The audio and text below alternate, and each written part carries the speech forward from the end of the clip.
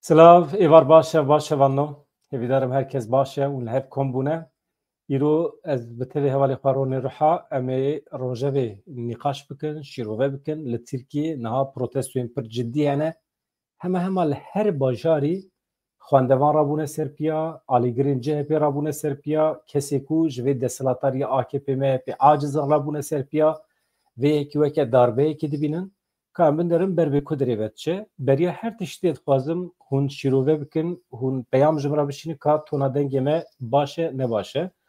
Ji ber ku min ji we re gotiye ev meseleya min ji ber ku xirabe ye, min ev bikaranî. Eger ev jî ne baş e, êdî ez dengê kompîterê dîrek dikarim vê bikim. Hûn ji min re bêjin eger baş be em dîrek a dest pê bikin. Arîn Arşîn tişkerema xwe re ji min re bêje ka baş e ne baş e. Tamam, süper. Ez hema aha kartonekî bixim binê vê derê. Wisa bilind kim, ronê riha jî amade ye. Hevalê me ji Tirkiye bi me re ne ji me re bêjin ka înterneta we dixebite ya naxebite. Ew ji me re bêjin, ew jî muhîm e. Daraştere jî silav. Wê rojê min peyamê te muxalîf hemî mikrofonu çi we yani? Ha, yani ez bidim berdevê xwe tu dibêjî. Yani ez mikrofonê bidim berdevê xwe baştir e tu dibêjî. Tamam. Hevanna. Ji yani interneta we ya İstanbulê baş biye. Tamam, îro piranî ronê riha ji ber ku daxife ême deng ne mesele ye. Ka ez hema ronî bigirim çend nûçe me amade kirine ez paşê nûçeya bixwînim. Ronê riha merheba bi xêratî. Merhaba serçavî min silav Ewanê baş e Ronî? vala. Başım spas dikim. Vê carî min porê xwe jê kiriye hevalekî digot pir çaronî zêde ye. Min porê xwe jê Na kir. tu bi her awayî tu karizmatîkî tu qasî xwe hey. Gelek Vala bejna min bi host dike karizmatîk bûna min nîne. Bejna te 1.85 e. Ew binê erdê de ya tu dibêjî. Yani 1.65 derve ye. Ya marifet de bejin da biya meselekî dine. Marifet ne de bejin da ya. Xwazî bejin biya. Tamam e. İjar. Ronî niha em behsa çi dikin ji te re bêjim. Yek, protestoyên li Tirkiye û ev darbe ez dibêjim darbe ye. Darbeyek ku li Tirkiye pêk hatiye li hember İmamoğlu û her wiha kesên derdora wî dewleta Tirkiye, êdî dewleta Tirkiye em bêjin, AKP MHP bêjin, ew meselekî dine. Ama deqekî ez hema aviya vêkim. Dest danîne ser mal û milkên ew ê İmamoğlu, alîgirên wî derdora CHP'yê ku hatine binçavkirin, ev çi edetê nizanim, wekê di dema Cem Uzan da çiva ku dest danîn ser mal û milkê Cem Uzan û ew sürgûn kirin. Cem Uzan pir zor filitî ji destê AKP. Eger neçûba derva niha ew jî hepsê de bû tevê dê û bavê wî û malbata wî û sulala wî. Hemî revîn derva qismekî pirê xwe jî revandin. Ama İmamoğlu li Tirkiye ma bi xwe bawer e, bi alîgirên xwe bawer e. Ama AKP destaniye ser malê wî û alîgirê wî û her tiştî. Ama ev AKP'ya ku niha di nava hereketê Kûsa de ye, çawa dikare bawerî bide Kurdan, çawa dikare bi Kurdan re li hev were, ediye û haqiqeten ciyê nîqaşê ye. Yek ev ya din meseleya Iraqê, ew dixwazim tu şîrove bikî, yani Iraq fermandariya yekîneyên berxwedana Şengalê ye beşê di derbarê êriş û provokasyona artêşa Iraqê ya li Şengalê de rewşa dawî de daxuyaniyekê de dixwazim bi hevala re parve bikim. 18 Adarê bû kemîn danîn pêşiya şervanên ye beşê, 5 ji wan esîr girtine, dîmenên esarêtê jî di medya civakî de parve kirin, bêrûmet kirin. Ye beşê gelekî aciz e, bihêrs e, dibêje weke raya giştî zane di dîroka 18 Adarê de derdora saet 23 şevê bû, jaliyê komek artêşa Iraqê ve li ser wesayîtekê hêzên me yên ye beşê êrişekên nemerdane pêk hat. Di encamê de 5 hevalê me niha di destê artêşa Iraqê de ne. Tevê ku ev hevreyê me birîndar bûne jî li wan heqaret hatiye kirin. Ev di torê medya dijîtal de jî hatine belavkirin dîmenê wan. û niha jî aqubeta 5 hevalê me em nizanin. Tevî bûyer qewmiye jî her çi xasî me xwest em bûyerê باوی که انسانی به دیالوگ چارەسەر بکن لێبەلێ هەوڵدانێ مێڤڵا دەرکەتن ئارتێشا ئیرەقی خوانێزیە مەسەلەی ناکێ ئیژا دەبێ هەواڵێ مێ گەڤا لەسەر ئەرکە خوا بوون لە ناوەندا شەنگەلێ ڕێیا ئاسایی دەرباس دەبوون یعنی دچوون سەر وەزیفەیە خوا ژالی کۆمەکی ئارتێشا ئیرەقی بێت تەوی سازیەکی ئەولێکاریە پێشیاوان هاتیە بڕین کەمین هاتیە دانین باوەیەکی پلانکری عەرەباوان هاتیە دۆر پێشکردن بە گولەیان ئێریشی هەواڵێ مێکردنە داخوایانیە هین باسکێن ئارتێشێ بێ بنگە هەیە دووری ڕاستیەیە هەواڵێ مە سوژدار دکن هەواڵێن مەیەن گرتی یەن بریندار دەبن بەرپرسیاریە ئارتێشێدانە ev hêz ji jiyana hevalê me berpirsiyarin ji bo pirsgirêk mezin nebe lazim e berdana hevalê me dereng nekeve bêne berdan eger bi vî rengî nebe bûyerên ku sibê du sibê wê biqewmin yani di navbera me û artêşa Iraqê de eger şerekî pêk were ji vê yekê em neberpirsiyarin. Ronî çi dibêjî dereqê vê meselê de ev çi ye? باڵکێش tiştekî balkêş ez bêqê hewce emro gelekî zêde hinkî freş şirove bike ji ber ke hew bi hawî tê şirovekirin bi çawî tê şirovekirin tê şirovekirin ku dibê çe rêvebirên Iraqê gotiye me peyam girtiye bi hewakî me agahî girtiye İsraîl wê bi hewakî êrişî me bike û îjarî niha ev êrîşa niha ava li ser hêzên şengalê çêbûye jêlarefe hinekî bi viya bi heve girêzin ama nehew ew e yani em niha dibînin dewleta Alman gelek dewletên dinan yên cîhanê hinekî ji gelê xwe yê li derdoran Urfayê li derdora Mardînê li derdora Antepê kilîsê dijîn dibê çe baldar bin xuyayê dewleta Türk yani xwe ji bo êrişekê amade dike dake çünkî li hêlekê prosesê vê qaşo navê aştiya kanê çi nave bi Kurdara pêktîne ama li hêleke dijî alternatîfa xwe êrişî rojava êrişî şengalê bikije ye li gorî min hewceyê mirov hinekî wisa bixwîne xuya ev wan navbera wan û Îranê da jî dibê çe şêwr heye yani agahdarin dewleta Türk dema newê hew prosesekî weke aşîtiyê an weke ew xwe dibê teslîmkirin em dibên aşîtî welhasil herkes kanî navekî lê bike yani wê bûya tenê nesekine dewleta Türk vê xeteriya Kurd ya ki dibe bibe xwedî hêz dibe bibe xwedî statû an li Şengalê an li Rojavayê Kurdistanê bêguman dibê çe gumana ihtimala êrişekê bibe ser wê herêmê heye ez bi xwe dibêjim hewceya mirov rahinekî bûyê vegirêde ama adin çi ye wana hinekî şirovenin îja carcan ez bi hevalê me re jota bitira jem nîqaşa dikin ez hinek tişt heye hewceyê mirov şirove bikineke ew çi ye çar dagirkerên Kurdistanê çar gurê harin li ku derê kanibin derfetê wan hebe û wê wisa êrişê bînin ser gelê Kurd yani ev ne îro ye ji doda tîne ma çend care artêşa Iraqê heştê şabî êrişanîn ser gelê Kurd li Şengalê li derdorên Maxmûrê heman demê li Xeneqînê heman demê dibê çe li Kerkûkê û her wisa dewleta Türk yani ev tiştekî din zelal dîsa rê me dide gelê Kurd bi hewakî bi kîjan rê û rêbaz yani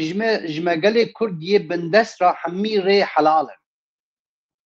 in rê heram ji boî me nîne yani ji ber çê bêahlaqî ji boî em gelê xwe xilas ke nîne rê hemî helal e da tu vî gelî xilas ke destê xwe dirê jî kê dike alî ji kê dixwazî îxanetê bi kîjan dagirkerê radike ev nabe îxanet ji ber tu nexwedî dewlet te ne tewa te nehatiye parastin navê wê nîne sî û starek wê nîne lewra tiştê herî mezin zêdeyî xewnî xeyalên em xwe pê bixapînin navên romantîk her cerê navekî romantîk li xwe dikin ez dibêjim qey zû pir zû gelê Kurd jarî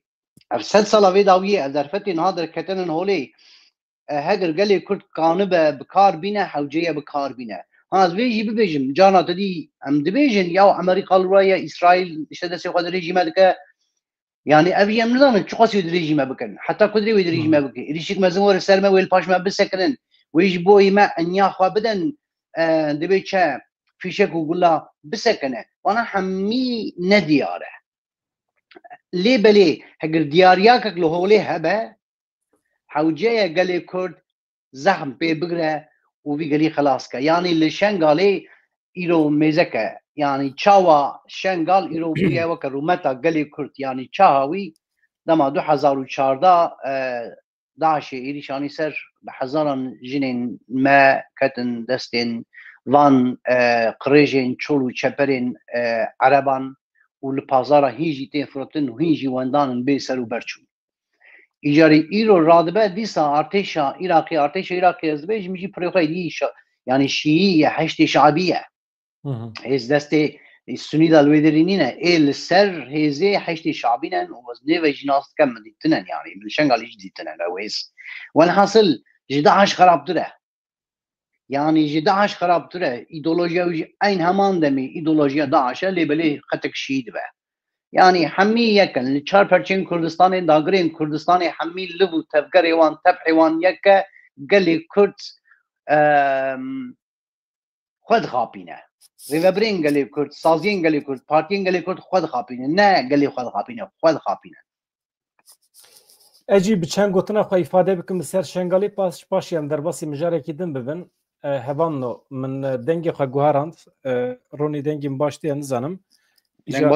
بری کامپیوتر بده بو آنها ویدری دایه هوانو نها شنگال ازدیان لشنگاله دعوان پیروزه به تو آوای حق دولت عراقی ارتش عراقی تونه بری خو بده شنگاله عراق به تبع ارتش خو دیندار ملت ازدی ملت کرده لشنگاله سال 2014 دما کو داعش ایریش کر هر کس زانه ارتش عراقی کنجی خواجی جی خواه کر به تعزی چکا خواجی بردا روی ستوجدارن اولکاریه گلی کرد ای شنگاله ده دستی وانده بو وقتی که بردان روین ملت کرد به پارستن ما 5000 کچین ما جنین ما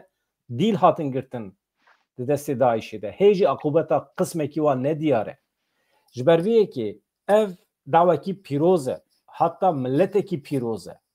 تو کسی کی نکاره دست بده کمکوژیا کل شنگاله هاتیه کرن لقدا ناونتوی وکه جنوسید هاته پیناسی کرن هزین ناونتوی به تایبتی نتوی یک بید به شنگاله بکه و دوری ستاتویه که تایبت جبو شنگاله شرطه وکه واتیکانه هزین ناونتوی ایراق جی هزه که ناونتویه دبی نکاره بکه و شنگاله قوم ازدی ال شنگاله دبی خسر به هم جالی اولا خواه هم جالی قومیت خواه دوی خسر به از به وی شکلی پیش نیاز دکم از بانگ لپده کجی دکم کو چقاس جده سیوانته راحتیه که حسانیه که آوا بکن جبو که ملت ازدی ملت کرد ازدی لشنگاله دناوا آرامیه ده بجی دناوا اولکاریه ده بجی بیت ترس اف گله کی مهمه از پیش نیاز دکم که نتیم یک بی همه بکه و دوره لوی دری او 5 شروان یه بشیجی عاجلا سربس ورن برد سبه دو سبه وقتی که اسرائیل ایریش عراقی بکه و کیفا کردان وره اجوره بیجم و کیفا ازدیان وره پاشی بلا را نبیجن و ازدی عراقی خیانتی کرن و چما ناین جمع جی ناگرن تشتکی و ستونه عراق به وی شکلی عراق به وی شکلی که ایریش شنگالت که برا سیرو بمبه بلا تنبه بلا به هدف اسرائیل به وی شکلیه اف شکلی که تینن سر شروان ازدید خوازم بیرومت بکن اف حقارت که جدیه لملت کرد ازدی ام مجاری بگو هرینن ام در باسی مسئله که برونی ام نگو هرینه چون گلوی داری دا از بیقی برینه که ما کور هیا ام حوجه ویج بین زمان هم قال لك کس ام هناك دبي تشان جوان ترولين تشابمنيا سر سوشيال ميديا هناك ديروكا كنت شاشي ام زانن ام چه زانن مزكه تمام پیش مرگا باز دا هناك فرمانداري وان قاين كتن كاد جواب والحاصل اليش كاتسر خلقي مي ازيدي قال لي كرد خلقي بولا خو ازيدي لويدري الغازيوان جاين كردستاني 12 هوال هاتبون هناك خو شارتبون هناك هاتبون گرتن والحاصل هري داويه پیرا آلایا اگید جوانات اگید جویانات وانو پیشمرگای جی پیرا هاتن تبوان بو والحاصل به پی شر کرن شنگالج دستی داعشی در خستن لی بلی کرد ویدری اللي بهف کتن نبون یک یعنی دی شنگالی دا çünkü daviye hat şer kirin çi kirin gerilayên Kurdistanê bû pêran vê dawiyê jî pêşverge jî hatin. Ez dixwazim warim noqtaka girîng ji bo min. Hêza tevgera PKK xwestîn li wê xwedî hêz bi ew birêve bibe, pêşmerge xwest ew birêve bibe. Her du hêzê Kurd ji berî wiya lawaz bûn û nexwestin şerek nabera wan da çê bibe ama her kesî dawa rêveberiya wê kir. Lê belê aqilekî Kurd derneket holê negot heyran dibe çe yani bi hawakî li hev nekir negot em vê derê yani bi hawakî bi yek serî bi yek bi ramanê birêve bibin dawk em vî gelî biparêsin. Pêşmerge çû xweda kêlekê gerîlan hinek lêman welhasıl li hev nekirin çerbû dewleta Iraqê ji ber Kurtê de hatin hemberî hev li hevdû nekirin nebûn yek şengar birêve nebirin heştê şabî berê xwedayê hat şengal kirin ha nokta tu dibêjî em dibên şengal ne destê me de ez wê bibêjim ha şengal ne destê me de hêlek xanesorî çend dever destê me danin yani çend dever ciwanên xelkê şengalê yê xwe diparêzin birêve bi çend deverên çûçkê hêzik wan heye hew xas yani ji demeke dirêj da yê artêşa Iraqê li wê derê hatiye ji Kurdistan diye ez wê bibêjim Kurda ji Daişêstan artêşa Iraqê hat ji Kurdistan ji ber Kurd hatin hemberî hev nebûn yek li şengalê yekitiyakê çê nekir negot heyran tamam ferq nake ka em forma an pêşmerge an ye beşê formeke din çêkir li xwe kin welhasıl yekitiyakek li wê derê çê nebû lawaziyakek çêbû artêşa Iraqê heştê şabî hat ji hemiya stend hat ji hemiya stend îcarê niha deverên çûçkê destê me danin hew yani navê me heye yani destê Iraqê de ye em wê jî bibêjin ez dixwazim ev ji me re bibe mînak heyran mesele bira destê Kurda bimînin li hev bikin derkê birêve bibin mên hemberî hev bira xelkê Ereb heştê şabî nê me peymal nekir wê derê bi hawakî bibin yek rêve bibin li hev bikin li ser tiştê wisa Dewleta Tirkiye di dewrê de bû zexdekî pir zêde da ser pedekê da ser dewleta Iraqê ji bo ku şengalê bi temamî belav bike pergala xweseriya li wê derê ser û bin bike yê beşê jî belav bike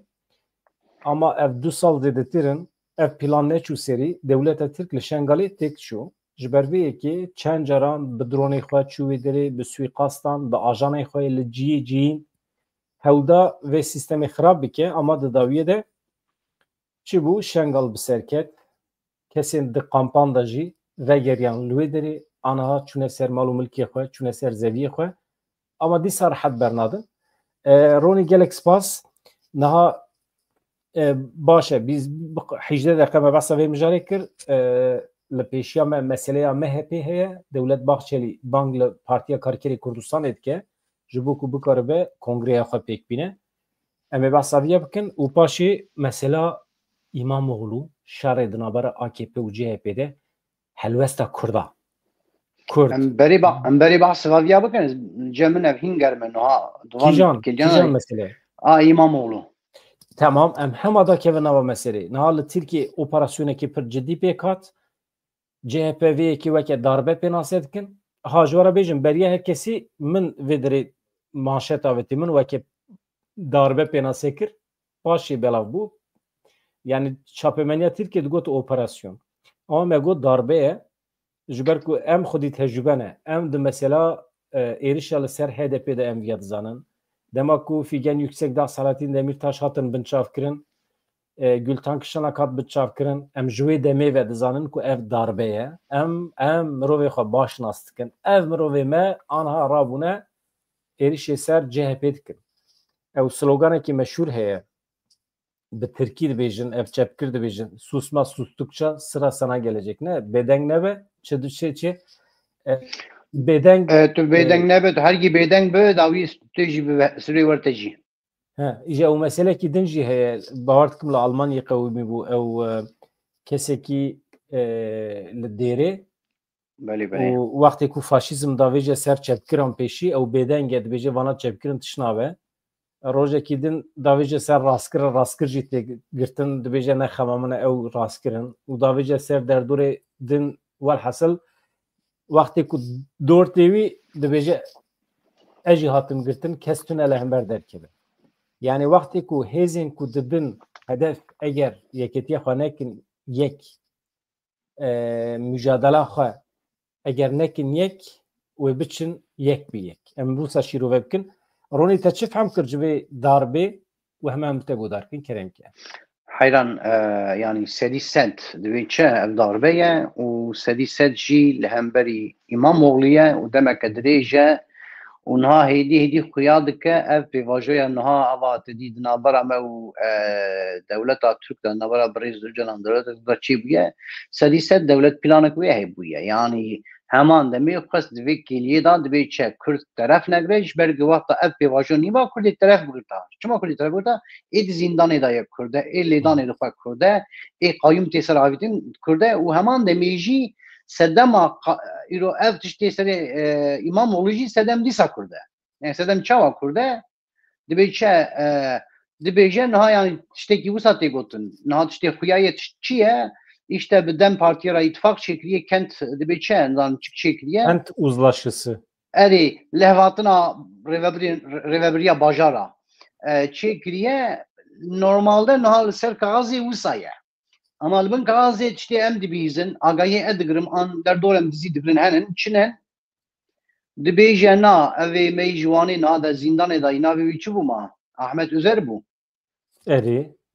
Ahmet Özer dibêje di navbera dema dibêçe dema Selahattin Demirtaş biryar dad an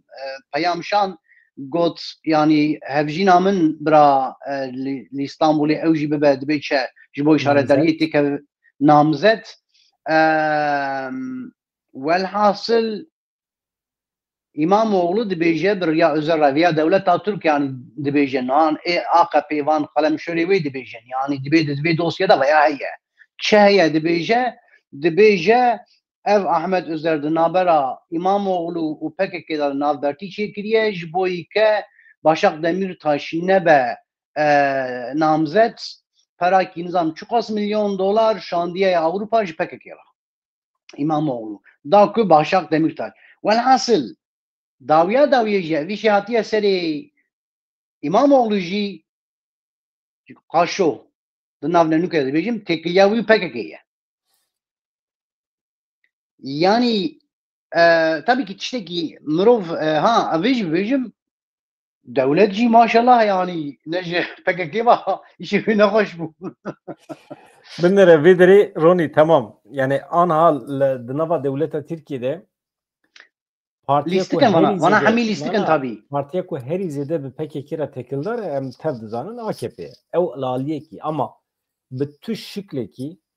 kesekî nikare Kurdan PKK tevgera Kurd kriminalize bike wan weke terorîst nîşan bide wan weke tiştekî xirab ku dema tekilî bo wan re were kirin ev dibe suç ev bi tu şiklî hele divê pêvajoyî de bi tu awayî nayê qebûl kirin ev heqaret e İmamoğlu pir bi rehatî dikare bi derdora Kurd re bi tevgera Kurd re tekilî çêke meşrû ye ev tifaqa hilbijartinê ye normal e aniha di vê rewşê de Kurd çima bêdengin Kurd divê bikevin nava helwesekî çewa protestoyên pir cidî hene xwendevan li her derê rabûne elbet di nava xwendevanan de zarokê Kurdan jî hene tabî ama Kurd weke înisiyatîf weke tevgereke siyasî çi qastê de cih digirin tu çi qast dibînî tamam da cih digirin yekemîn ev tabii ki ev tedî dibêçe ev derewên AKP zaten li mana digere ji bo İmamoğlu bi hevakî kanibe tamamî ji ortê rake bikujen yani wekî bibêje dibêçe derewa dikin hezar tiştî wê bibêjin bê ahlaqî me veya dahêlekî yani ev hinekî li goreyî min yani min goya her rêj Kurdara rewa ye kara Kurd kuda be goreyî min hewciyê wê bike yani reda bi ahlaqî û neahlaqî nîne ama em zane Erdogan derdî wî teqtî wî ye Erdogan ça sibê wê her kesî kanî bifroşe ez parantezekî vêkim paşê tu devam ke Mîvanê min Necdet Atalay weke siyasetmedarekî xwedî tecrübe dibêje esas derdê AKP tune ku İmamoğlu ji ber PKK sûcdar bike ama mesele çi ye جبو کو بکار به قیوم تاین شارداری استانبول بکه جره terör lazım. bahane ki terör lazım. Çünkü gendeli و فلان و دزی و ihale fesat tevli ihaleye biki vana nabın sebep kumeru şaradar ki civi bu herine kayyum bavice seri. Tişta bitene kudukare bir bestedemi kayyum evji hinceta terörizmiye. Jberviye ki AKP havce dibine ku gotuna terörizmi tevli dava İmamoğlu bike. Ev Necdet Atalay du bahs kir. Taxtê AKP taxtê Erdoğan ji bo wî pîroz e. Erdoğan îro bûye Sedam. Erdoğan dibe çe gelekî ser Esad ra çûye. Yani Esad dîsa wan nîv dibe çe nîv layıklık bûnek hebû di Sûriyê da. Ama Erdoğan îro hatiye heman şêwazê Sedam dixwaze. Dixwaze niha pê devlet bibe dewleta malbata wî û ew jî padîşahekî dibe çe li ser xeta Osmanliyan dewleta Türk birêve bibe. Li goreyê min ev ji bo Kurda di pêşerojê da wê dibe çi destkeftiyên gelek Kurda xewalê. Yani yekî nebûye dîktator, Kurda hîn mafê xwe jê negirtî. Kîjan bûye dîktator û dûmdirêj dibe çi zulm kiriye, Kurda mafê xwe jê girtiye. Me li Sedam dît, me li Esad dît. Welhasıl li goreyê min heger dema dirêj tu difikire, heger derdê te Armanca te Kurdistan be Ali dibe çi Erdoğan Ali bikin. Ali kariye bidin Erdoğan. Ha heger demokrasiya Türkiye be hayran Erdoğan'a demokrate. De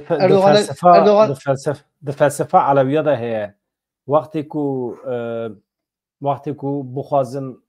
nifir bikin dibe xwedê zilma wî zêde ke. Çünkü kesekî vakti ku zulma wî zêde be muheqeq dawiya wî hilweşîne. Ji ber vê yekê dibe xwedê zilma Erdoğan zêde ke. Erdoğan ha ijari Kurd hewceye çi bikin? Ez vê jî bibêjim. Anha yani li ser medya dibe çi sosyal medya ez bêjim em nav hîn zêde nas kirin. Ser sosyal medya hêlek me Kurda jî em carna hinekî zêde kelawê dibe. Em çünkü em qerfê xwe bi van beyaz Türkên gewr dike. Wanên Kemalîst ji ber ku zilaman carak tüm gotiye polîsê me ye û namusa me ye û şerefa me ye û nav polîs rû hev manin. û cara job nexwarinin, gaz nexwarinin nizanin. Wê neda yek hebû çû ser polîs ciwan bû û çû polîs job lê xist. Digo ana û je baz da. Welhasıl Ya bi dramê dikenin ama kusurê nenêrin yani tabii Kurd ne xerîbê yani İslam erî me ya me job xwariye me gaz xwariye me Kurda wextê ku em zulm dibînin em zanin ku polîsên dewleta Tirkiye em weke dijmin dibînin em weke xerîb dibînin îje ala Tirkiye ya li ser milê polîsa jî çavê me de êdî biye dijmin reş biye na ev xortên Kemalîst ev xortên alîgirê polîsa ku dibêjin polîsimiz ha polîsimiz weke pîroz dibînin ji wextê ku lêdan dixin ji polîs me rû rihiyeta wan heqetin خوازی مرا بکر و صحبت بکر با ما را روحیت ما نزانه په وخت کې لیدان دخل نزانه پلیسی لیخجی و اوج بخواد نزان لیخستنجی نزان الکسیجی خا والحاصل او تشتكي دبيشه براستي يعني مروبي بكنا در الخوالي اما ادنجي لهلك يجي السوشيال ميديا ده نفسينن يعني املبي دري شهر دكن نظام تشوف كردجي نوروز دا دبيشه جوفندي دكشينه دبرا جي خطاي وان از خطاي وان بيجيم شيء ها خطاي ميجي اما تيك معنا كي الجواكا ترك جور يعني افين كماليست كرد ناسناكن كرد نشوبانن ايشا كرد نديتنه چيه حيران نوروز هر نوروز جبوي ام اصرار كري ام بيك بينن بسدان جوان مل و قضا شهيد بونن جان غوري بونن للجزيره لفلاندري ولفلاندري نوروز بوي منك هر دبي چدلي خار حد بكن نوروز بوي ما همان دمی برخودانه یعنی هر نوروز ورقه دخه بویم مول بشوی ما دبی چه چوی سر گران تکر برنن دادای ارتش هاتیه ایریشی مکریه ما باز دایه والحاصل نوروز بوی کرد نه هوجی کیف خوشیه همان دمی جی سرکفتنی جی برخودانه اما بلیه اف کمالیست و نزانن ایجاری از ویجی ببیجم yani vidrejî Kurd gelowê çawa bikin yani li hêlekê jî ya heyran hat tiştê evîrişî hatin tên serê İmamoğlu hemî bi rêya PKK yani bi PKK re irtibata te heye tebdemê re çêkiriye nizam demî jî irtibata wê PKK re heye li hêlekê jî PKK yani dibêçin hat têkiliya dewletê vê rahiyê ji bo wî çeka berde. Bangewaziya Bahçelî medît. Yani divê derê de nakokek gelek mezin heye. Nakokek gelek mezin heye. Ama hewceye yani emin wek ez wek Kurdekî ez gelek vê bibêjim. İmamoğlu ne klasik Kemalîst e. Qediya. İmamoğlu ji bo Kurda sempatiziya wê heye bû û gelek tiştî wî baş ez kanim bibêjim ji bo Kurda. û yekemîn car di rêveberiya İstanbulê de şarediriya İstanbulê de derî ji Kurda re vekiriye û bi samimî derî ji Kurda re vekir. Bu sisê. Ha ez îjarê çi bibêjim? Lêbelê wana nayê ku wata ke dibe çi? Yani dîsa Kurd ji bo Türka bimirin. Yani dibe çi Kürt Mehmet nöbette bi her nöbetî nayê mana. Ama nayê mana ki dibe çi mirov qerfê xwe jî pê bike. Mana yani çünkü ez bi xwe İmamoğlu û Kemalîstan ji hev cuda dikirim. Ne xwîna wan yekin, ne li û tevgera wan yekin, ne gotinê wan yekin, ne nerîna wan li Kurda yekin. Ama ev jî dîsam got. Nayê mana dîsa Kurd herin sewa navbera şerê Türka de ji bo Türka bimirin. Kurd kane bibe navber, Kurd kane bilê binare dibe çi Kurdekî herin çalekî wan jî gerek bi sembolê Kurdan nerin. Ji xwe ew jî wek dilxwazekî İmamoğlu kane herin ama wekî din ez biqî hewceyê Kurd sewa Türkan emrin. دقیقی وکر او دست دانینا سر مال و ملک İmamoğlu tu çawa dibînî? Ev çawa ye? Ev adet weke pêdiviyan we heye? Hayran ez vê bibêjim. Mêzeke ez vê bibêjim. Erdoğan rakip ev vê jî bibêjim.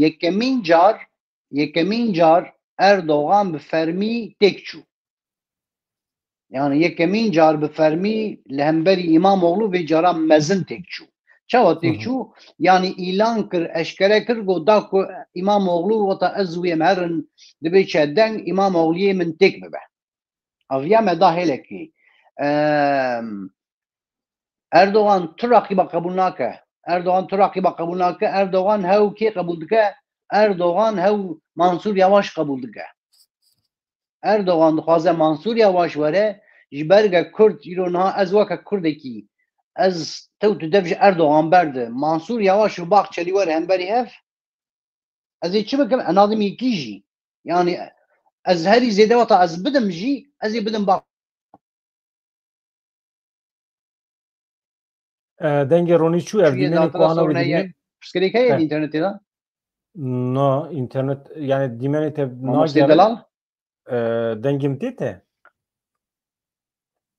Mamoste Bedran dengê min tê te gelo? Dengê te tê. Yani nizanim el wê dirê xuyamim ama gelo ez hemim nînim lêbelê helazî weke kin. Deng baş e. Ev dîmenê ku anha hûn dibînin dîmenê deqa dawî ye yani anha hatiye kişandin vê êvarê ji Stenbolê. Erê. Nana ronî dengê te baş e. Anha em van dîmena temeşeke deng bidim mi gelo? Dengê viye Mamoste dengê min tê ya dengê te süper. Bak be arkadaş. Dengê te süper ronî. Dengê te jî min tê ye.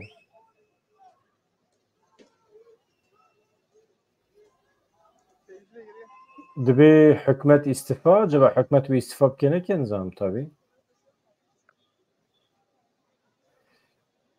Hükümet istifa. Ev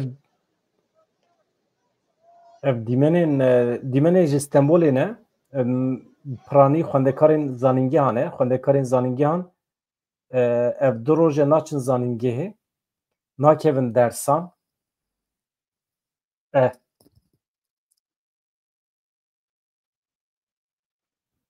tamam. Ronî dengê te baş tê. Ronî keremke. Tamam. Velhasıl divê derê da yani ew gencê ku te bas kir bûne hedefa polîsan ev ana li ser ekranê ne. Ev gencin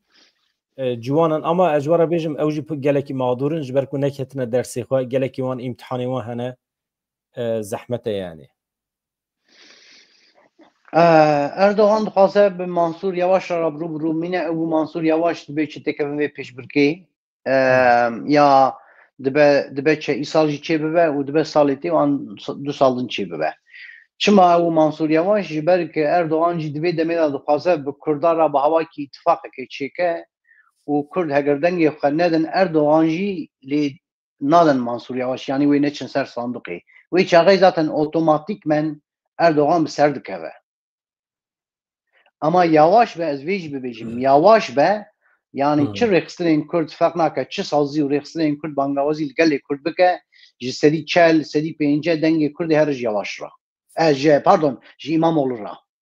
ji İmamoğlu ra lew ra ji bo wî xeteriyakek mezin e dixwaze yani bê şert û guman wî ji holê rakin feqet heger CHP hişî wê li serî be dengê xwe nake wê hewa bihêle wê çi bike wê hevjîna İmamoğlu yani dilek İmamoğlu wê bike namzet û wê bi ser keve. Ya tiştekî balkêş heye bi İmamoğlu ra dîplomaya gelek kesan jî îptal kirin. Yek ji wan hinekî balkêş bû canikek bi salane profesöre li zanîngehê dersan dide û ji nişkeva dîploma wî betal kirin û bû weke mezûnê lîsê mîna ku tenî ji xwe re lîsê qetan dibe helbikî ke jinekê bi salan emrê daye emrê xwe daye xwendinê bûye akademîsyen bûye profesör zanîngeha Sorbon xilas kiriye û nihal İstanbulê zanîngeha Galatasarayê a Tirkiye herî xurt li wê derê jî profesor e. Wextê ku dîploma were betal kirin ji xwe re diçe dibe lîse mezûn û ji xwe re diçe ji xwe re karekî din dibîne yani acayîb hukukekî heye li Tirkiye yani bi vê exlaqê ra bi vê exlaqê hukukî ra Kurd çawa dikarin li hev bikin ya ev mantık dikare aştî bîne ji Kurdan re gelo ya çawa mümkün e acaba gelo dixwazin vê pirsê bidin çiçeği kirin yani mîna ku bibêjin dev ji vê pêvajoyê berdin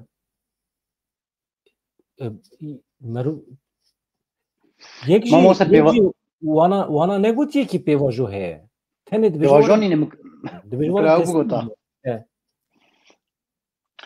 pêvajoyek nîne tu pêvajoyek yani cemin û te em dibe pêvajohiyê em dixwaze hebe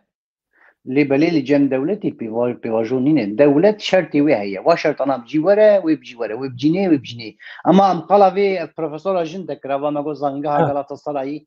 em qala wê bikin mesele zanî tu vê de çawa hukuk dibe çe têk çûye yani normalde ya tu hukuk bişopîne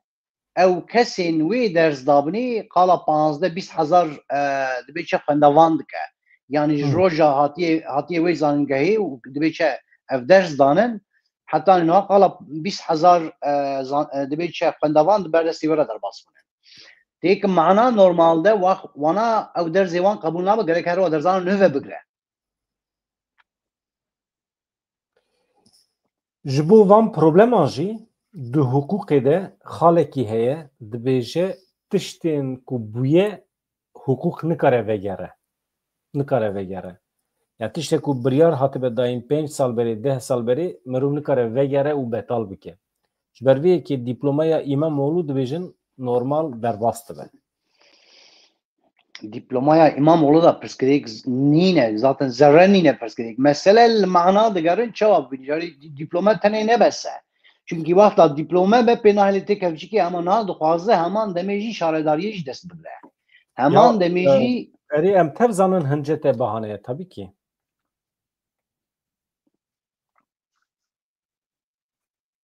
kerem kerûnê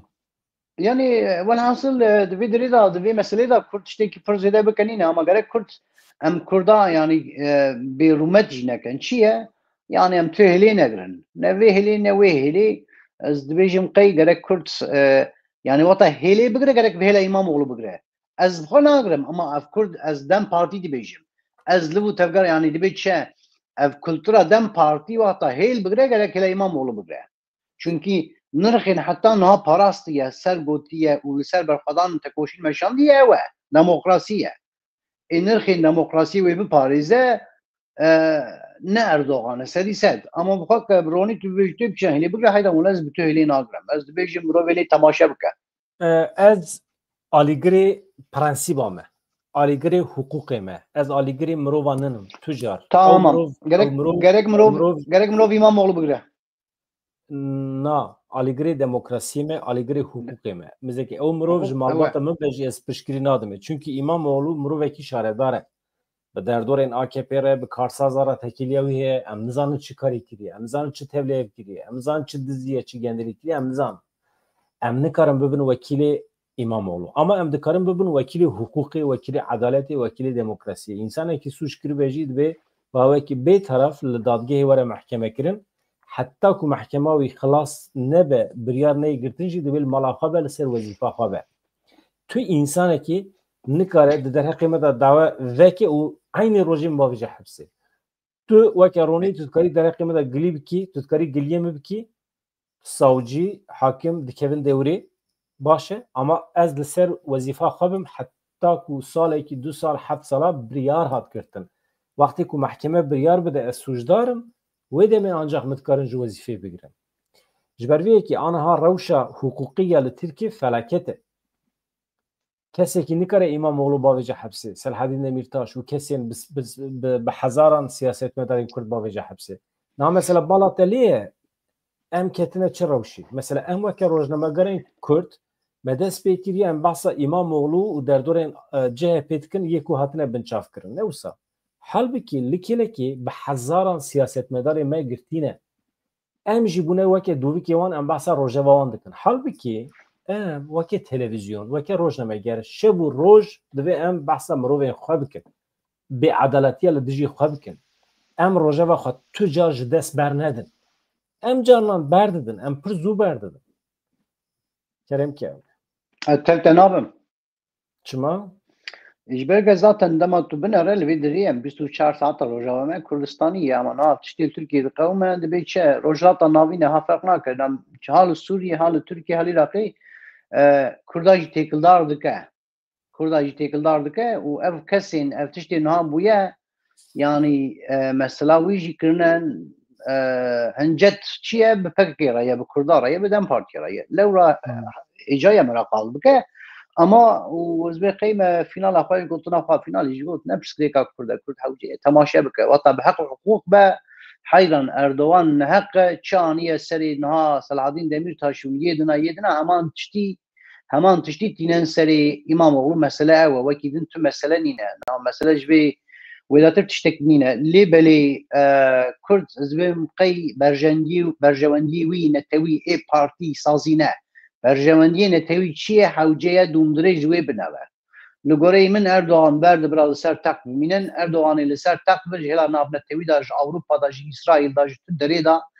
تو پشتگریه ناگره و اردوغان که دولتی بکه دبی چه وکه همان دمیج بای روژات ناوین جی شردکه خیالی وین عثمانلی هنن یه خیالی وی عثمانلی هبل روژات ناوین وی تیک هره وی باسکی وی جیکن اردوغان گوه ناده دما گفتین سر اردوغان به مال خو به کوری خو بلاوی خو گفت دوفه اردوغان کان انقره استانبول بده نخماویه ها وی ببیجم از به قی گوتنا دیروکی تو زانه چی هم واسطه لگوره من دیرو ویجی فکریم راستی گوتنا دیروکی یعنی د شرط تو د به چه زمانه کی د هیام کدر که هو قسم زنده خوازه اردوغان به کردار د به چه تشتکیش کردار خوازه کامل هف بکن اگر اردوغان کل خب کردا وی هوا تمیز بکه دبه برا خو تمیز بکه هرکس خب کردا پاکش بکه نه مسئله یه حوجه و چقای کرد جی دبه چه بردیلا وی گرام به جی ترکا مزن بخوازه جی اردوغان مزن بخوازه اردوغان ایرو تنگی دا یه نه که ام گرک لبر اردوغان بگرش چونکه ایرو اردوغان پیوستیا ویش کرد هیه پیوستیا کرد هری زیده پیوستیا اردوغان جی کرد هیه از باور دکم گرک ام شرطیم خواه خواسته که ما ایرو لجور به یانا اردوغان اف باهوز رابویه وقتا کرد جی خوابده دیجی یعنی لدیجی اردوغان تفبگره اردوغان نکان نفس بگره اردوغانی بکوه از ببیجم کرد جی بریار بده رابه سرخواه و ببیجه امی دبی چل هم بری اردوغان تکم کلانا امی جی چلکات چکل استانبول الان قری تو درش کردستانی برده اردوغانی بکوه مالم کی راستی وسایه و چاقی ازش اردوغان بخوازم وزي مزن بخوازم او مجبوره او بيويستياوي مجبوريتيا ويروج من هيا باشه اجي چند گوتنا بيجم ام مجاري بگوارينم نها وقتی که مرود ده بر چاوان که ده اپراسیون دروی ولات ده ده ایرشال سر گریلا ده ایرشال سر روجاوی کردستان ده ده ایرشال سر باشور کردستان ده لمجلس وقت دندان ها تکرین CHP تم لکلک AKP جی گرد لکلک ارتش جی گرد وقتی که ایرشین افرین سریکانی جی کرن CHP تم لجم دولت خود جی گرد جبروی که کرد عاجزن CHP جی یک وقتی که AKP ایرشین متکم AKP و که دشمن دبینن اما لکلکی CHP فرقوی به AKP تونج بو کرده جبروا مسئله که مبحث کرد یا دویم ev insan وقتی که CHP zarar bibîne ev jî pirse gelo çawa ku Jean Rojî dibêje gelo dibe ku Kemalizm hilweşe hilweşandina Kemalizmê yani anha Tayyip Erdoğan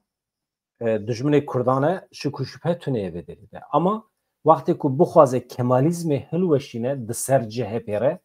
ev jî ne fayda Kurdan e gelo ev sewale suale ha tamam zaten aslında bahava ki mijxwaz vê zaman yani ya Erdoğan'ı bir serkeve ve tamamî dibe çe kontrolê bin destê xwe ke û dewletek xwe dewletek Erdoğanîzm tahtekî ji xwe re ava bike ew çû lavê wî çû derdî wî ew e zaten wexta wisa bibe bêguman Kemalizm têk dihre ne Kemalizm yani herkes têk dihre ez jî bibêjim xêncî Erdoğan herkes têk dihre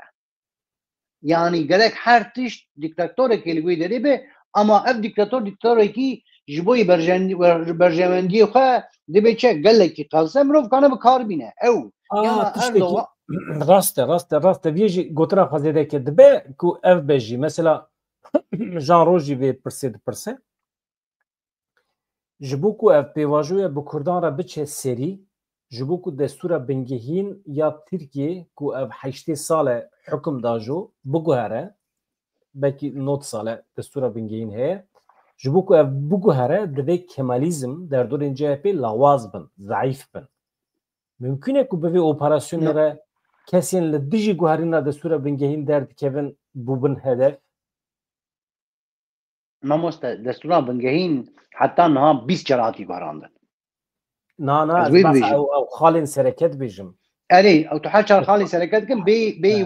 bê wana ama Erdoğan du kere sê kere Erdoğan guherandî zaten welhasıl veya mesela guherandin te çê bibijî dibe wa xalana tiştek çê bibe ama duê dirê de mesele Erdoğan dixwaze tiştekî ji bo berjewendiyê xwe têxî yani dijî demokrasiyê tiştekî têxî dibe ama zaten mesele ser vê niha Erdoğan mafî wî nema careke din bibe dibe çi bibe namzet lewra Erdoğan دوی درې دخوازه تشتي هنه تشتا garanti bike û dewleteke hêdî dibe çe mazlum birader dibêjin ya eva Müslüman kardeşler Türkiye dibêjin birayên Müslüman دوی hêlê da li ser wê felsefeyê Erdoğan zaten dixwaze dewletekî Tirkiyekê birêve bibe binere dema ev helbijartina dawiyê ya tedî Erdoğan dîsa diyar bû textî wî Bahçeli çi got gelek tiştê bê guhertin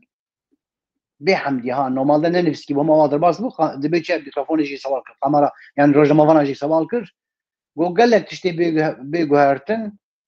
ez ditirsim Tirkiye jî bê guhertin ez hêvî dikim Tirkiye neguhere erê ez hêvî dikim an ditirsim erê ha min çi got rast e vana hemî çîkin ama mesele li vê derê Kemalizm têk here Erdoğanîzmek tê ama Erdoğanîzm mirov kane bi kar bînin Kemalizm mejyak li hemberî Kurda pir mejakî zexm e yani hebûna xwe hebûna vê dewletê dibe çe weke li ser tunebûna Kurda va kiriye Kemalizmê bêguman ya Kemalizmê têk here ya Erdoğanî têk here ev her hêz hêdî hatine hemberî hev ama mesele ne Erdoğan hemberî Kemalizmê şer nake mesele seva textê xwe ye hemberî İmamoğlu ye mesele ev e gelek spas Ronî em derbasî mijara Bahçeli bibin dewlet Bahçeli PKK ve xwe milaz girê ez vê dîmenê rakim ev dîmen bes e bila nabla devam ke dîmen bira jî devam bike bira bimîne mal wê dirê heye zerara wî yani polisên dewleta Tirkiye êrişê ser polis gencên Tirk dikin em çi bikin ha ez bêjim gencên CHP'yî ji pêşiya şaredariya İstanbulê ranebûne agir ve xistine Cem Boyner jî niha de hedefê de Cem Boyner insanekî hakikaten demokrat e. Derbarê doza Kurd û Kurdistanê de tiştê pir xweş gotibû. Karsazekî xwedî îtîbarê jî. Özgür Özel jî di nava wan de ye serokê CHP. Niha genç naçin malê xwe. Heta serê sibê ew ê li vê derê agir vê dadin û pêşiya şaredariyê bin. Ev yek. Niha em derbasê mesela MHP bin. Hevan ev serokê MHP çi dibêje? Serokê MHP Devlet Bahçeli tabii saxe nesaxe miriye nemiriye em nizanin. Li nexweşxaneyê di komeyde ye ne komeyde em nizanin. Ama li ser navê wî dem bi dem daxuyanî derdikevin derva. Ji bo me a mühim ew e wextê ku li ser navê Devlet Bahçeli bangekî were kirin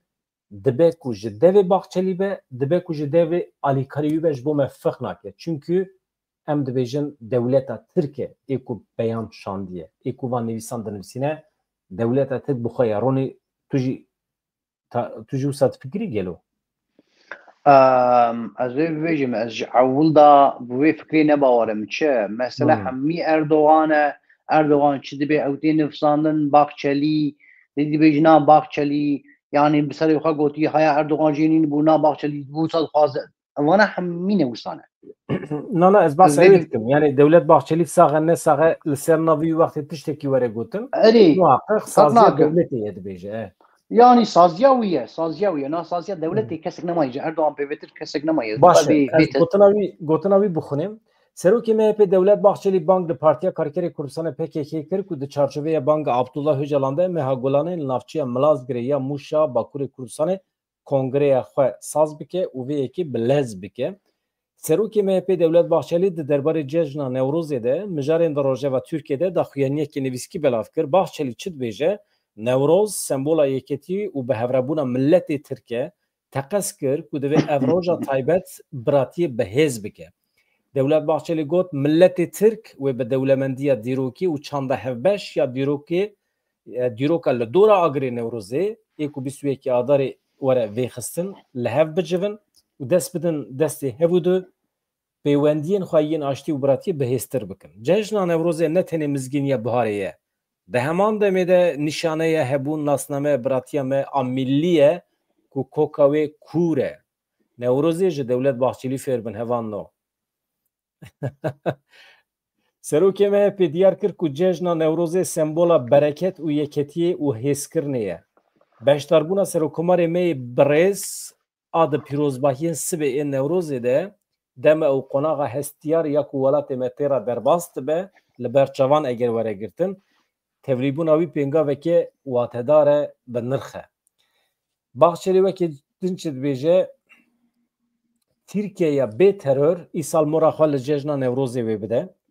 Divê ji Rojhilat heta Rojava ji başûr heta Bakur malbata milletê Tirk bi yekdilî xwedî li siber roja xwe derkeve, xwedî li emanetên xwe yên hevbeş ên serdemên borî derkeve. Devlet Bahçeli di berdewamiya daxuyaniya xwe de banga rêberê PKK Abdullah Öcalan jî bi bîr xist. Wekî din çi got divê çarçovê de binêrin. Ji gotinê xwe tavîza nade rêxistina terorê dabeşkar, bölücü terör örgütü dibêje. Divê rêxistina terorê a dabeşkar PKK ji bo ku bangaweziya 27 Sibatê ya Îmraliyê direng nemîne û daxwaza milletê me ê ezîz pûç nebe di demekî herî kin de kongreya xwe saz bike û biryara hilweşandina xwe bike. Di dawiyê de jî çekan dayne xwe radestî komara Tirkiye bike. Niha ez çima van tiştana dixwînim eştera bêjim. Temaşevanê me bila vana hişê xwe de qeyd bikin û yek jî rayedarên tevgerê vê kanala me dişopînin bila rastiya daxuyaniya Bahçelî dîrek ji me bixwînin godar bikin li gorî wî pozîsyon bigirin. Ez vê dîmenê rakim paşê bidomînim. Ronî niha binêre.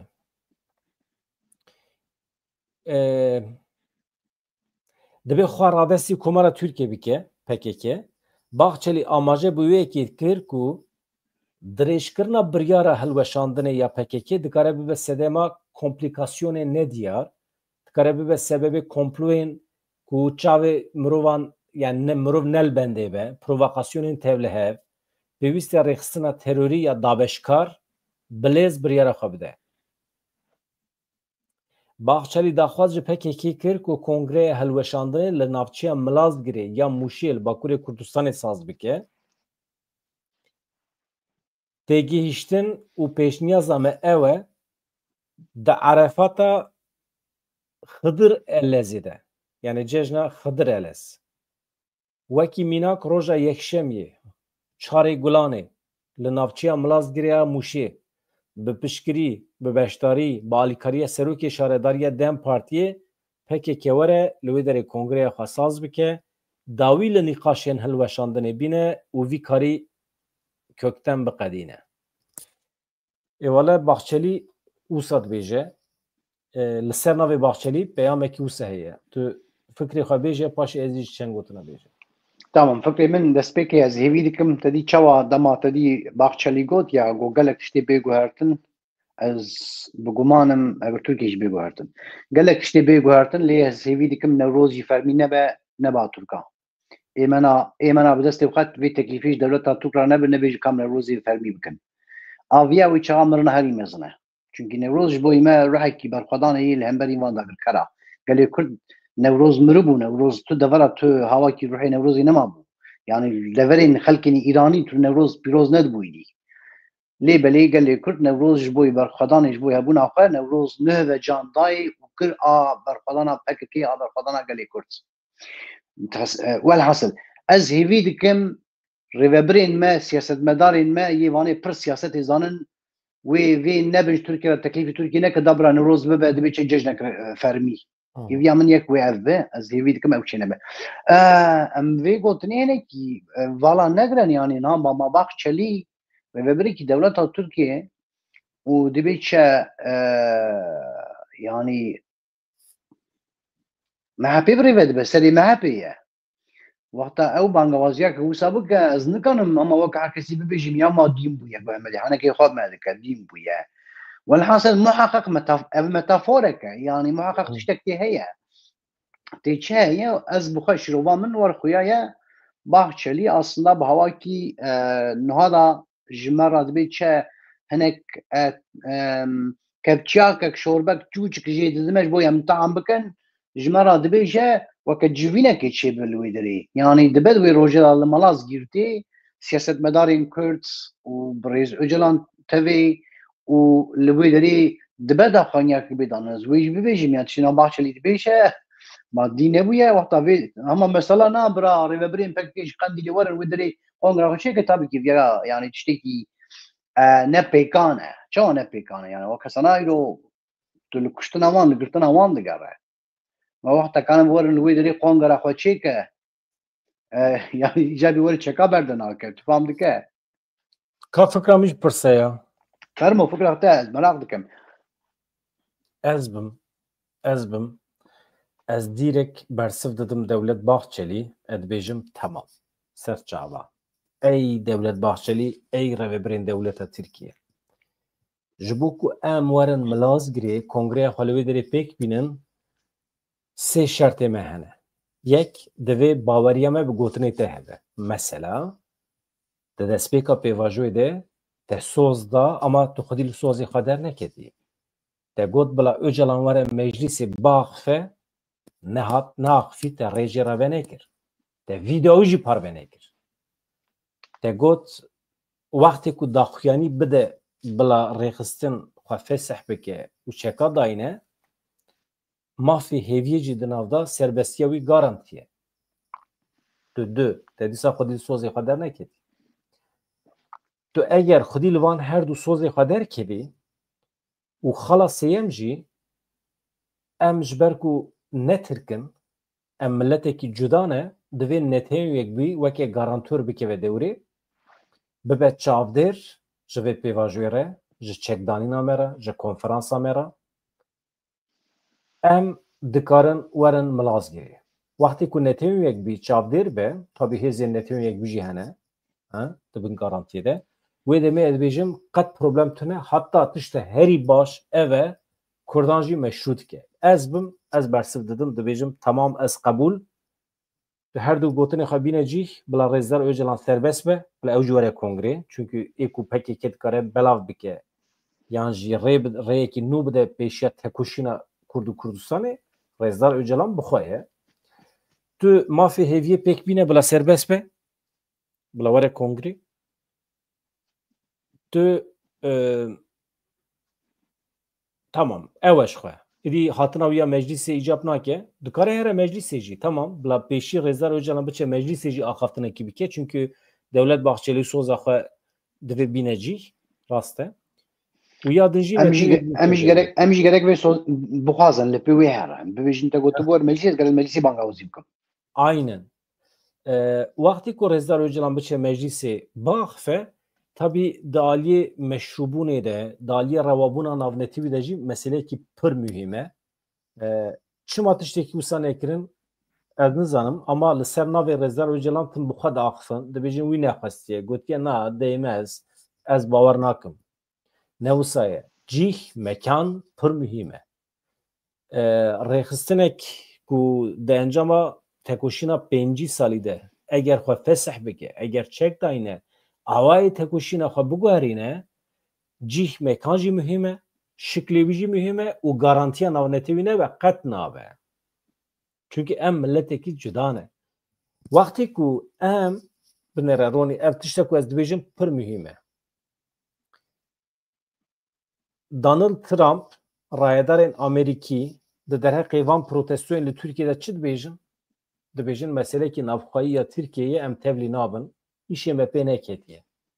em ranabin dersa demokrasî nadin dewleta Tirkiye îşê me pê neketiye ama müdaxaleyê Rojavayê Kurdistanê dikin çima çünkü milletekî cuda ye qewmekî cuda ye wextê ku em milletê Kurd xwewekî perçeyekî Tirkiye bibînin em bêjin em Tirkiyeyî ne sibê du sibê dewleta Tirkiye êrişê me bike em tu hêzekî navnetewî li keleka xwe nabînin ew bibêjin problemê navxwayî Tirkiyeyê ji xwe re problema dewletê bi welatiyên wî re heye bi vatandaşî wî re heye em daxil nabin ama em bibêjin em qewmekî cuda ne em milletekî cuda ne heqê me ku em hêzekî garantör wezîfedar bikin heye heqê me heye em serî li netewiyek wî bidin em bêjin dewleta Tirkiye zulmê li me dike û em jî qewmekî cuda ne vaya di prosedûra navnetewî de pir mühim e ronî mamoste serî sed wisa ye ez vê jî bibêjim te got Bahçelî wisa gotiye ya heyran niha şivan tedî mirov pez dicêrîne dewlet mirova dicêrîne adî jî Bahçelî dibêje Bahçelî xwediyê dewletê dibîne dewlet devê wê yani zimanê wê heye lê guhêwînîne dewlet dibêje lê nabîze qediya yani ji bo Bahçelî welha dewlet devê wê heye guhêwînîne yani dîrûna Mama Bahçelî te gotî ka wisa bêjim sed salî bibêjî tu bersivêjî navê welhasıl dewlet wisa ye ama tiştî te got balkêş e rast e yani ez dibêjim qey zaten destpêkê de seviya tim jî yani niha gelê Kurd netewekî cuda ye bi Tirkiye re wexta wê li hev bike hewce ye netewekî du netewên cuda wexta wê li hev bike li ser demokrasiyê be ser çi be hêzek din netewekî din cuda têkevin navbera wan ji wan re bibe xêrdaş wan li hev bîne xêrxwaz xêrdaş wan li hev bîne wexta zaten divê îşev gerek PKK bibêje ez qebûl Malazgirt qebûl hadi ez bûm wisa ye van her sî şertê min got kerem li welatê me jî du eşîra du malbata li hev dixist malbatekî danî li hev danî ma bixwe li hev nehatin kesek diket navbera wan eyn dema ew kirar bixwe li hev bahatana jî got bira filan kes filan malbat filan eşîr di navbera me keve da ku sibê rojê tiştek çê bibe me neheq bike bibêjî heyran awasira va şirt û mercana li hev kir welhasıl yani bi çaha wî ve ji bo ev pirsgirêka Kurd hîn bibe netewî hîn bibe cîhanî her awî gerek Kurd û Türk wê nav xwe da hal neke dedî dema yê dibêjî na em vê pirsgirêkê nav xwe da hal bike ev dijî berjewendiyê Kurd e yani ev pirsgirêk gerek li nav qala neftewî de hal bibe navbera Kurd û Türk hêzên navnetewî têkevînê şahîdiyê bike eva çika Oslo lema pir xurt bû yani lema Tirkiye ket zehmetê di Oslo'da çünkü İngiliz hebûn gelek deverê dina hebûn دوی دريبون وكحكمون للناف دابون اني بون جامعه قد بيدم ام نظره والله از باور دكم يعني دوی دريدا وتا هات قفا داويه حوجيه لسر تشل هاف تشاوب به للدولة جي دبيجا تشتكي ام بي سر هاف بكنينه ام دبيجين هوني تشيكا برد ولا تسليم باب هو جواي قبول دكن والحاصل برسكليك اما وقت قال لي كنت جارك ديجي بقي سر ما نقاش كربو مادام كي امي السر ديمقراطيه لهبك حيران جما حشتي وي سدي حفتي حشتي وي دولة دخوازه ستات دخوازه وقت قال لي كنت ما بقى جوان يك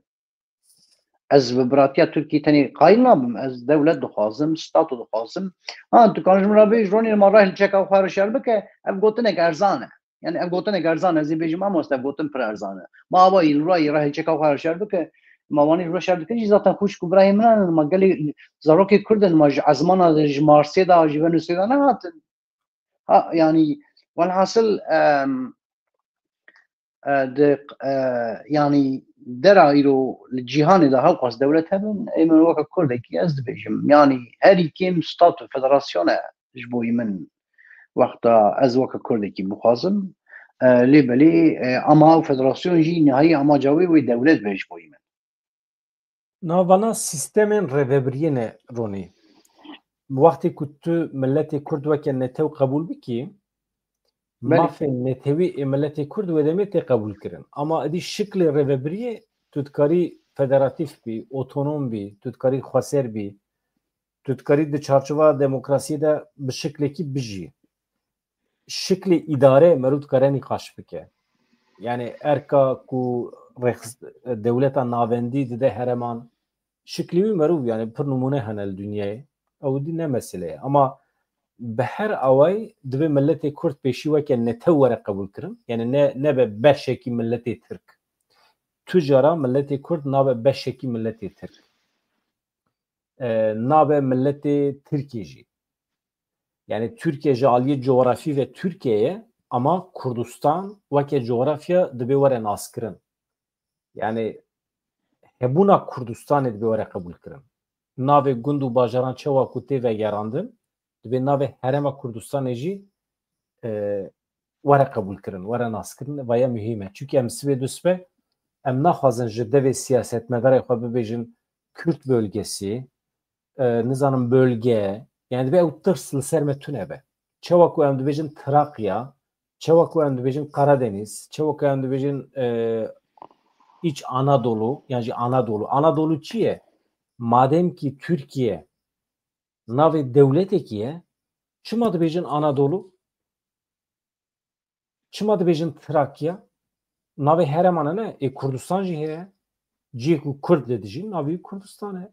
ciku Afgan dedici navi Afganistan'e ciku Türkmen dedici navi Türkmenistan'e yani bayağı tişeki pır normale yani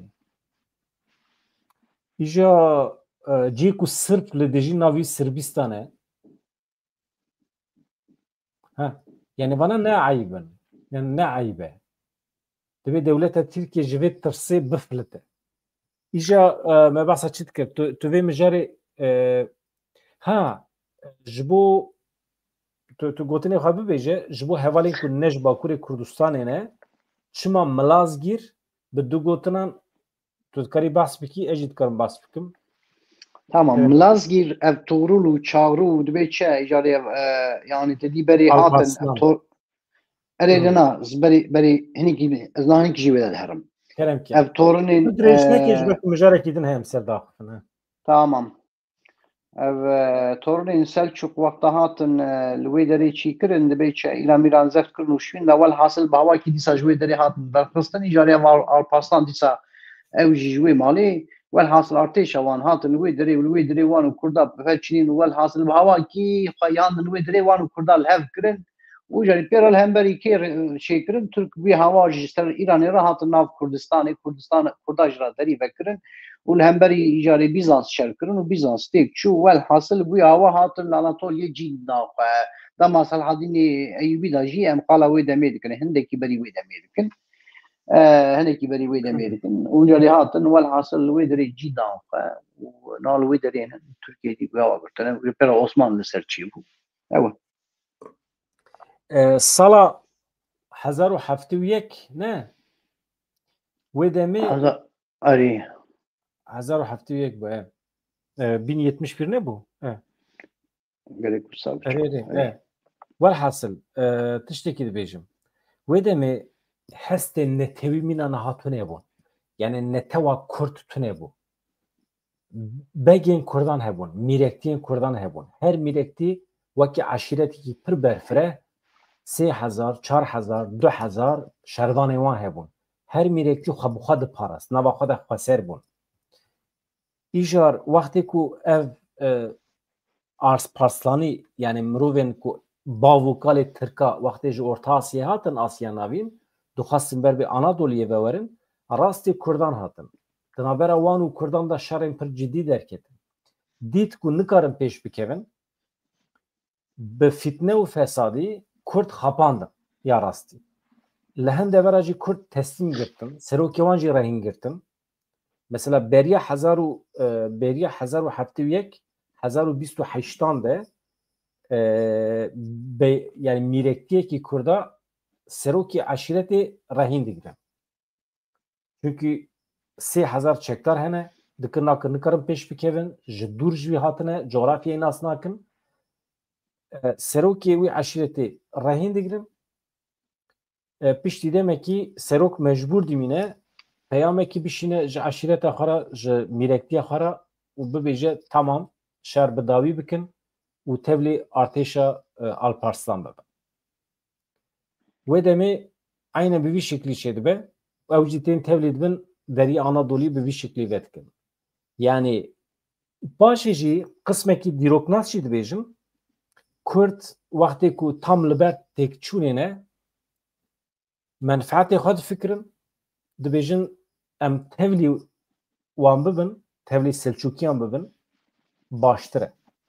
Ji bo menfaetê me em dikaribin ber bê Anadolî ve biçin ama ji bo wan şer dikin. Ha Selçukî paşê sozê xwe anîne cî neanîne cî çiqas dişibe pêvajoya Lozanê ez wî nizanim ama pêvajoya Lozanê tam bi serê xwe felaket e. Yani xapandinekî pir cidî ye. Peymana Sevrê baş bû, li gor dilê Kurdan bû, serkeftinekî çêbû ama ji ber hebûna Yeketiya Sovyetan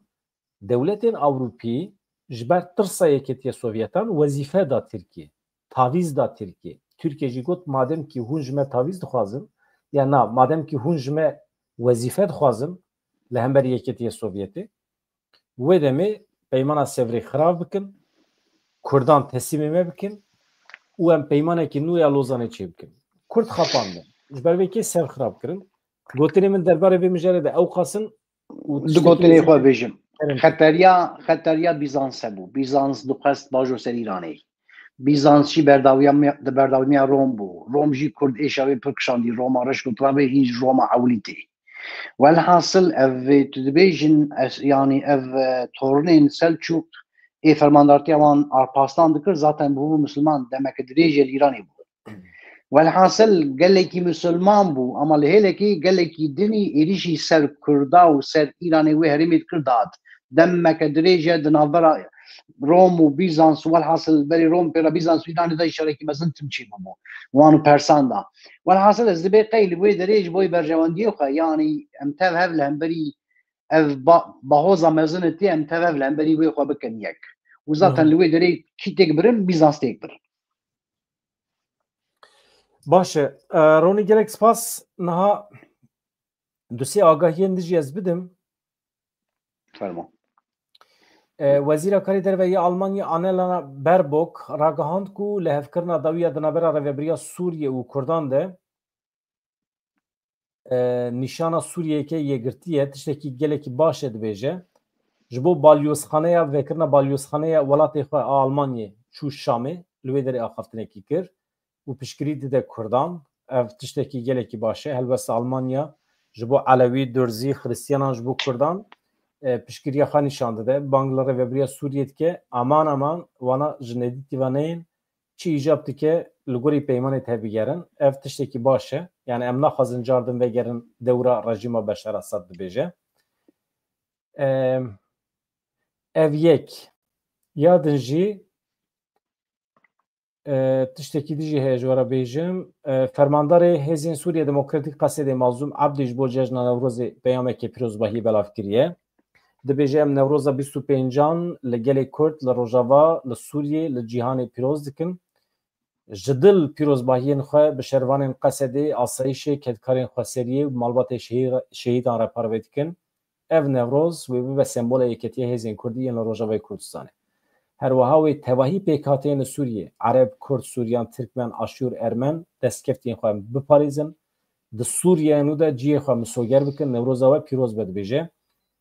tiştekî dijî xweş çêbû Waliyê Silêmaniyê Heval Ebûbekir û heyeta pê re ji bo Newrozê hatin Amedê paytexta Kurdistanê serdana rexsina bajêriya Dem Partiyê çûn şaredariya bajarê mezin ya Amedê ev ez heyecan dide min ev tekilî navbera perçeyên Kurdistanê de Waliyê Silêmanê Heval Ebûbekir û heyeta pê re ji bo beşdarê Newroza mezin ya Amedê bibin ne Sibê li Amedê Newrozekî mezin tê li darxistin bi milyona nebêjim ya jî mübaleğe nekim bi sed hezaran belkî ji milyona nizanim çünkü ev qelebalığiya vê Newrozê de wê bibe peyam jî bibe sembol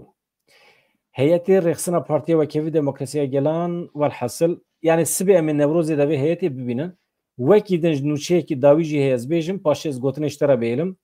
Donald Trump serokê Amerîka ji bo kesên ku li Amerîka cîhanê Newroz pîroz dikin peyamekê pîrozbahiyê belav kir Trump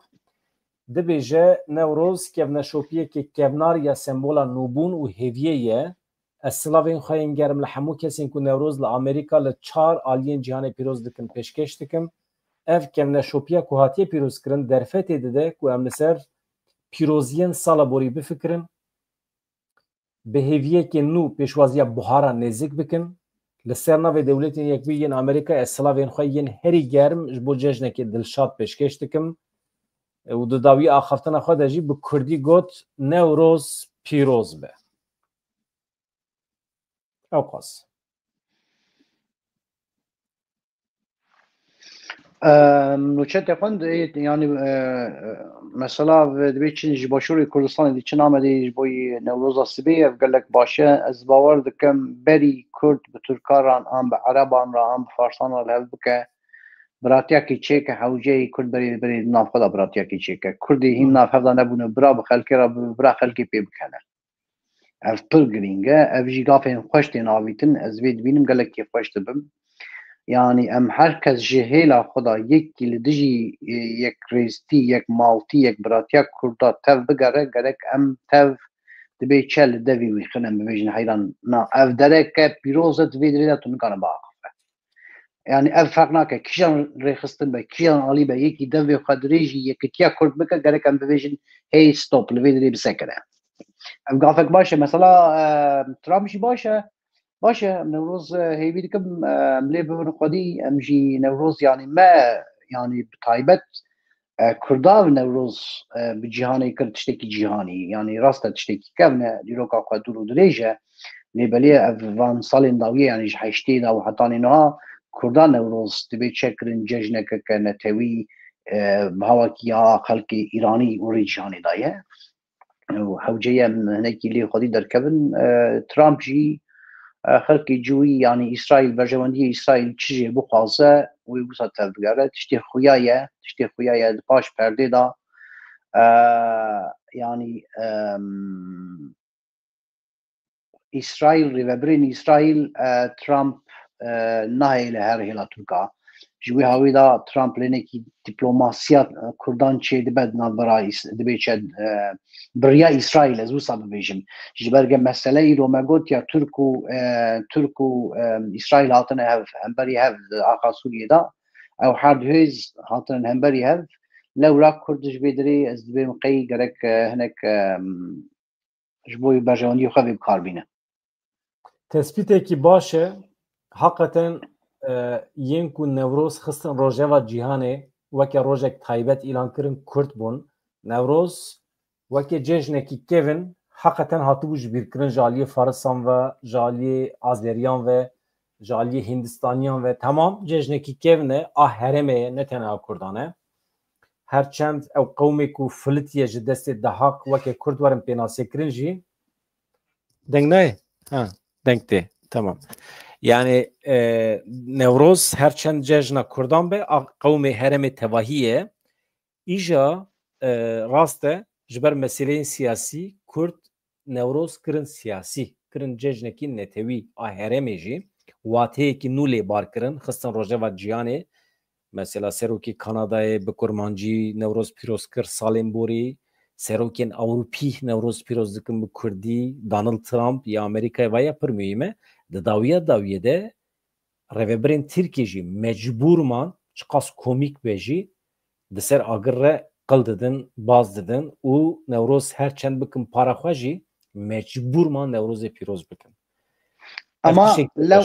lew mam got em gerek nehêlin dewleta Türk ji me bistîne vê bikin tiştekî cejneke fermî. Nikare. Bila bike cejnekî fermî. Ama nikare.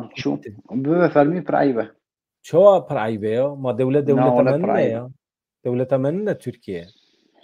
Yok da wisa piştêtune. Em bixwane devleta min ez wê bibêjim. Ronî wextê devleta ku merû ji bo wî eskerî bike, devleta ku merû baca xwe vergiya xwe bide, merû kimlîka wî di bêrîka xwe de bigirine devleta me ye. Ama ê ku dest danîne ser devletê tirkin. Tecavüz qebûl nekiriye mamoste. Ez va tiştî dibêjî hemî me kirine ama vana tecavüzin. Min tecavüzî hîn qebûl nekiriye. Yani Stockholm sendromu tu zanî çi ye? Min ew hîn qebûl nekiriye, ez qebûl nakim e.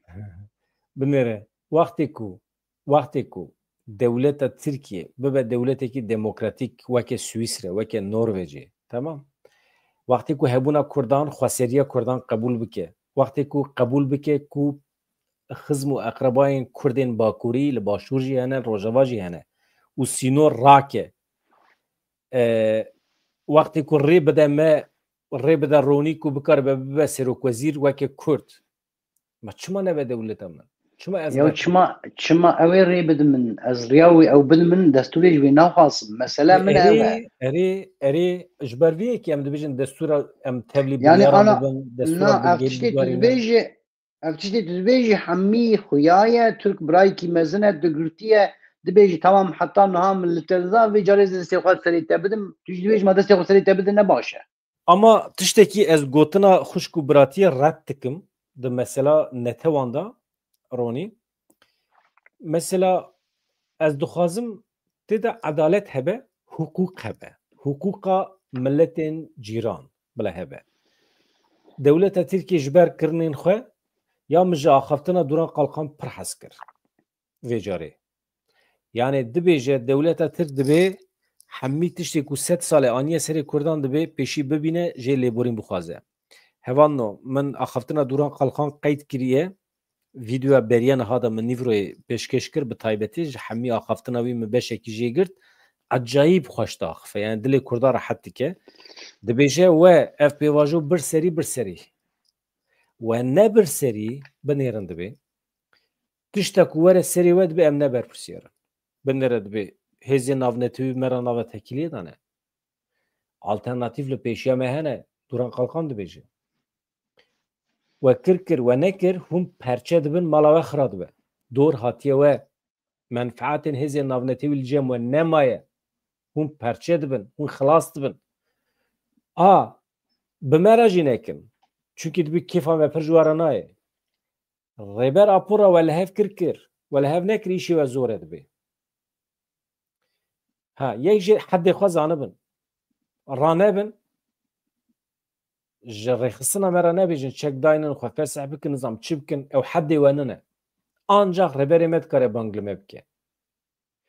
gotinê wî pir xweş bûn li ser van mijara tiştekî dijî ya pir tişt heye ji kerema xwe re hevanda ji we rica dikim vîdeoya beriya viya biçin serî heta dawî gudar kin haqetin tiştê xweş dide ye رونی گوتنی خوی داوی بيجي هم خاطر جي هولا بخوازن بله هم خاطر بخوازن هم من اخافتنا وی هم جی اخافتنا يعني آدوران خالقان و همان امورات دمیجی قريلان آمورات قرائلان اخافتنا هر و دبی شر و برین پگکی براستی گلک کرد و گلک جیدابو و از دبیجم قی يعني تشتكي بيفيس بيجو قالي كل جي بيفيستياوي بيفيستيوان جي هبو يعني جي اخافتنا كبو صاحبو از بيجم نا قال دا اوكيو يعني قال بيفيستيوان جي اخافتنا كبو صاحبو ما واسه سپاس دکم يا هفانو اجابتك اجورا ببيجم ببن ابونه ببن ابونه يا ما الدنيا خراب بها يا روجنا مفاني خلكي 7,000 ابونه وهنا يا بلا ايماج هناك تشيب الناس روني